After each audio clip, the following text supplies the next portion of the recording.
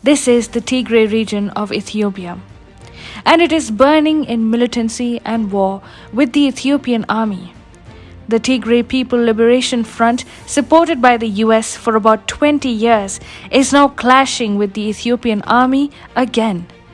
And it has captured the regional capital of Mekelle too. But the Ethiopian authorities are not backing off. They see this as an issue of sovereignty that they will protect at all costs. Meanwhile, the Biden administration has come into action.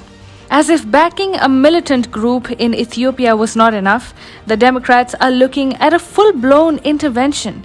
Keeping up with the deep state's traditions, a new regime change war is brewing, and this one will be started by President Biden. Don't you miss Trump already? Hi, and welcome to TFI Global, the foreign affairs and geopolitical analysis arm of the TFI Media Group.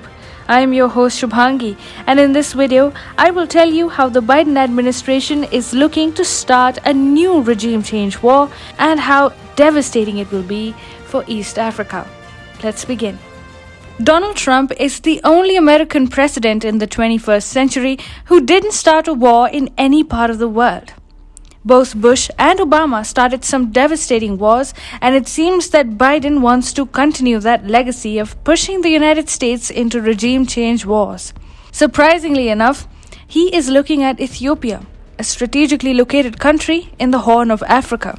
Ethiopia is currently facing a rebellion in its northernmost region, Tigray. The rebellion is led by a group called the TPLF. Sounds like Ethiopia's internal problem, right? But doesn't this sound like Ethiopia's internal problem? Well, the Biden administration claims that Ethiopia's forces and officials are committing human rights violations, and therefore the US must get involved with a humanitarian intervention. Anyway, it just so happens that Ethiopia neighbors countries like Djibouti, Somalia, and Sudan, in which the US wants to ramp up its presence. US Secretary of State Antony Blinken said, "Should those responsible for undermining a resolution of the crisis in Tigray fail to reverse course, they should anticipate further actions from the United States and the international community." Blinken added, "We call on other governments to join us in taking these actions. The time for action from the international community is now." Ethiopia's Tigray region fell into a big crisis after Ethiopia's Prime Minister Abiy Ahmed accused the Tigray People's Liberation Front, or the TPLF, of organizing an attack on a federal military base. The Ethiopian government then ordered the army into Tigray, apart from declaring a 6-month state of emergency. The Biden administration is now using the crisis in Tigray for intervening in the strategically located country. The US Secretary of State wants us to believe that the United States will enter Ethiopia in order to rescue the regional crisis in the country. However, the real motivation behind a US intervention in Ethiopia is geopolitical. The US is focused on the Tigray region and wants regime change in Ethiopia so that it can address regional changes. Make no mistake, the US is losing influence in the Horn of Africa, the northernmost part of Africa that serves as an entry point into the continent of Africa, apart from being located close to the strategic choke point created by the Bab el-Mandeb Strait. Ethiopia is located to the southeast of Sudan and west of Somalia. Ethiopia is itself a landlocked country, but it shares boundaries with Djibouti and Eritrea, the two African countries that form the Bab el-Mandeb Strait along with Yemen. The Bab el-Mandeb Strait ultimately connects the Gulf of Aden and the Red Sea and ensures access to Arab countries. This makes Ethiopia a vital location. The US wants to establish its presence in Ethiopia and address growing Russian and Chinese presence in the region.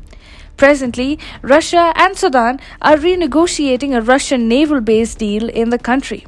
Sudan's military chief General Mohammed Osman al-Hussein said, "We're in the process of renegotiating an agreement signed between the former government of Sudan and Russia regarding a Russian military project on the Sudanese Red Sea coast."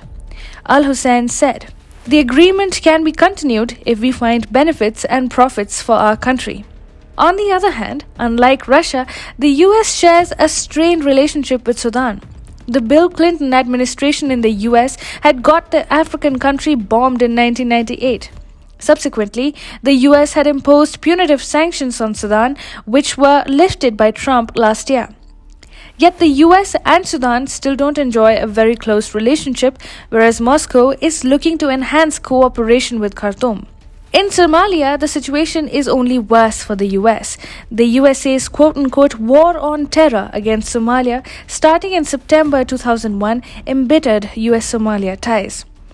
The US aligned with a group of warlords to counter the influence of jihadist groups in Somalia. Ultimately, the US alliance with warlords was defeated by Somalian jihadists. Also, the US strategy to take the aid of Ethiopian forces to fight Somalian jihadists led to the emergence of Harakat al-Shabaab al-Mujahideen, known simply as al-Shabaab, in Somalia.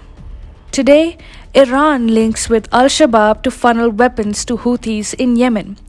Russia and Iran have been cooperating closely to keep the US out of Somalia.